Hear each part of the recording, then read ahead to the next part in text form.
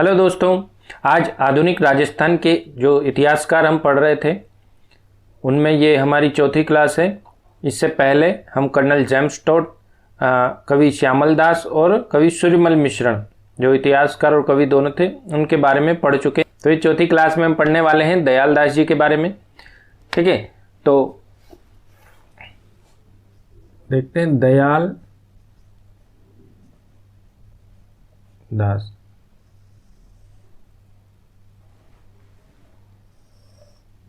ठीक है, इनका जो पीरियड है वो कब से है, 1798 से 1891 तक। कब तक? 1798 से 1891 तक। ठीक है, इनके बारे में 2-3 बातें हैं जो हम पढ़ लेंगे। बहुत ही छोटा वीडियो होने वाला है, तो आप वीडियो को ज़रूर पूरा देखें। ठीक है, ये एग्ज़ाम में ज़रूर पूछे जाते हैं। इनकी जो बुक्स हैं वो हम याद रख सकते हैं और बीकानेर से संबंधित हैं। ये तो बीकानेर जो इनका क्षेत्र है वो याद रखना होगा हमें कि बीकानेर से संबंधित है। और बीकानेर के जो राजा थे जो इनके समकालीन थे, या इनकी जो एक फेमस बुक है जो दयाल दास जी जो ख्यात है जो इन्होंने लिखी थी, किसके कहने पर लिखी थी, ये परीक्षा में पूछा जा सकता है कि इनकी जो फेमस रचना है उसके दूसरा नाम है बीकानेर के राठौरारी ख्यात। तो वो इनके नाम से बाद में प्रसिद्ध हो गई थी। तो ये आपको ध्यान रखना है। छोटा सा वीडियो देख लेते हैं। ठीक है, तो इनका जन्म 1798 में तो कहाँ हुआ? कुड़िया गांव में।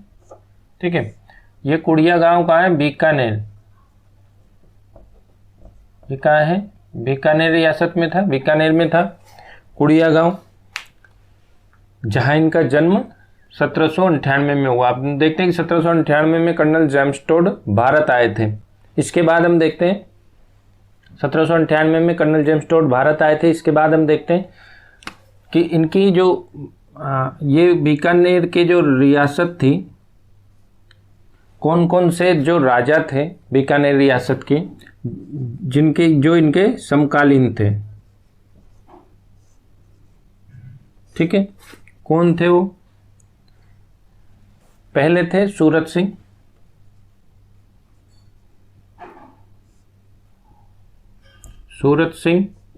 फिर थे रत्न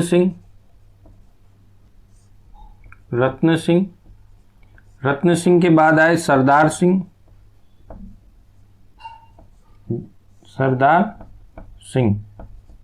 और सरदार सिंह के बाद हम देख लेते हैं डूंगर सिंह।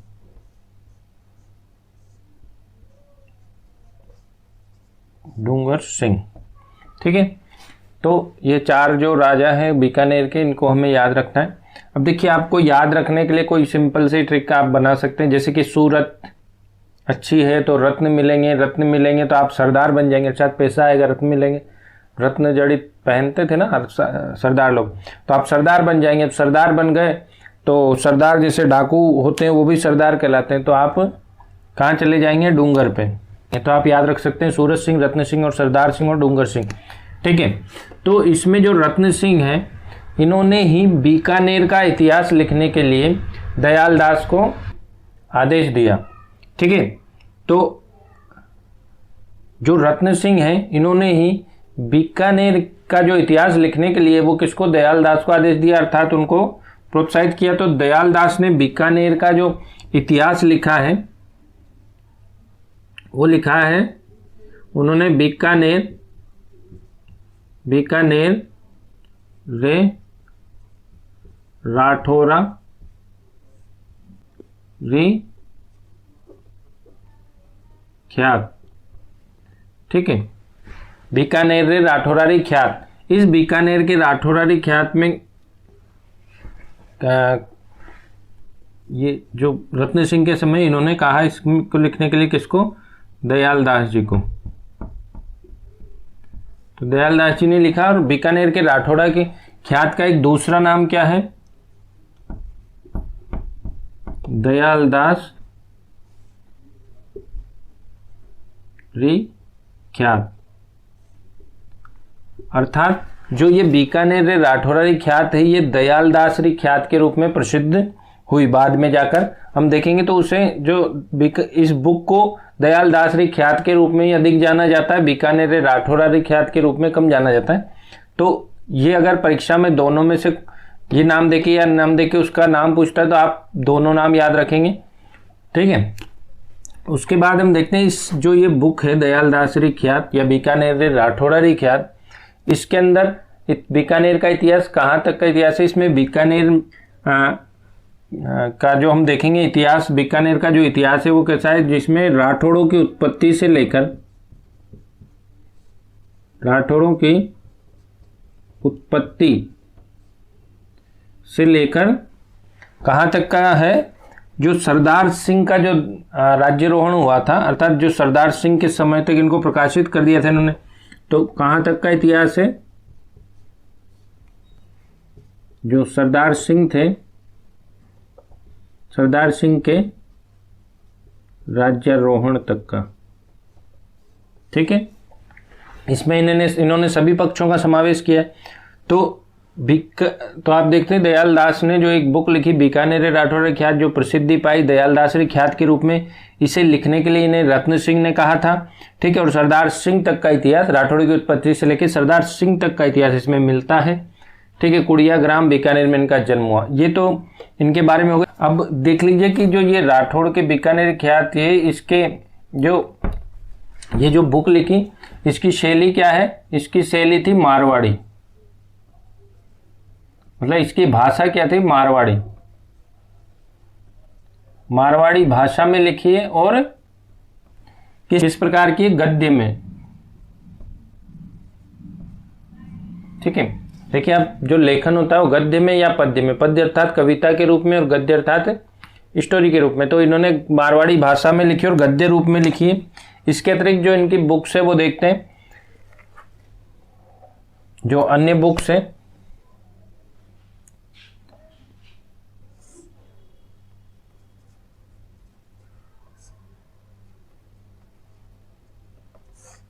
तो अन्य ग्रंथ में हम देखते हैं, तो अन्य ग्रंथ में हम देखते हैं तो इनकी पहली बुक है देश दर्पण, जो आपको याद रखनी है, ठीक है।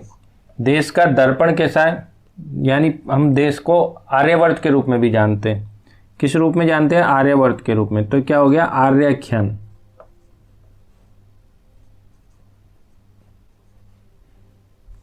ठीक है, आर्याख्यान। उसके बाद में कल्पद्रुम,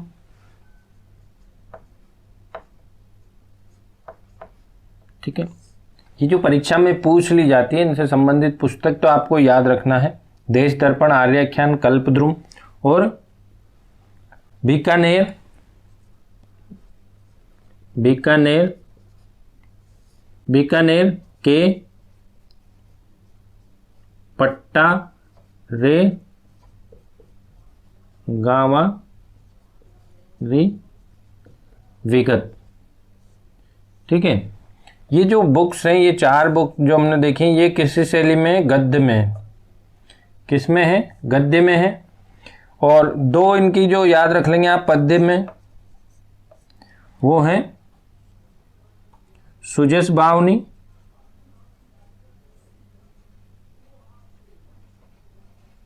और पंवार वंश दर्पण,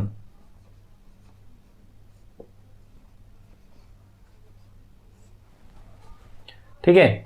तो हमने दयालदास जी के बारे में पढ़ लिया है। इनका जन्म ग्राम कुड़िया ग्राम में बीकानेर में हुआ। बीकानेर के जो चार सरदार देख लें, सूरत सिंह, रत्न सिंह, सरदार सिंह और डूंगर सिंह के समय इनका जो इनके समय ये थे। और दयालदास जी को रत्न सिंह ने बीकानेर राठौरारी ख्यात लिखने के लिए कहा था, और बीकानेर राठौरारी ख्यात को ही दयालदासरी ख्यात के रूप में जाना जाता है। अर्थात यही दयालदासरी ख्यात भी है जो मारवाड़ी और गद्य भाषा में लिखी हुई है। राठौड़ों की उत्पत्ति से लेके ये जो सरदार सिंह है, रत्न सिंह के बाद वाले जो शासक हैं, इनके समय तक के इसमें इतिहास मिलता है। उसके बाद जो ये इनके 6 ग्रंथ में लिखते हैं, देश दर्पण, आर्याख्यान और कल्पद्रुम, बीकानेर के राठौरारी के पट्टारे गांवारी विगत, बीकानेर के पट्टारे गांवारी विगत और सुजस बावनी, पंवार वंश दर्पण। तो ठीक है, तो इनके बारे में ये जो बुक्स हैं इनकी, देश दर्पण, आर्याख्यान, कल्पद्रुम, बीकानेर के पट्टारे, गांवारी विगत, तो ये 4 गद्य में है और 2 पद्य में है जो सुजस बावनी और पंवार वंश दर्पण। ठीक है, ठीक है। तो हमने पढ़ लिए दयालदास जी। अब इसके बाद हम जो अगली कक्षा है, अभी हमारे 2 इतिहासकार और पढ़ेंगे, जिसमें दशरथ शर्मा और डॉक्टर गौरी शंकर हीराचंद ओझा। ठीक है, तो आपको वीडियो अच्छा लगा हो तो लाइक करें और सब्सक्राइब करें। मिलते हैं नेक्स्ट क्लास में। Thank you. This audio is made with Audio Toolkit for Windows Store, downloaded for free now.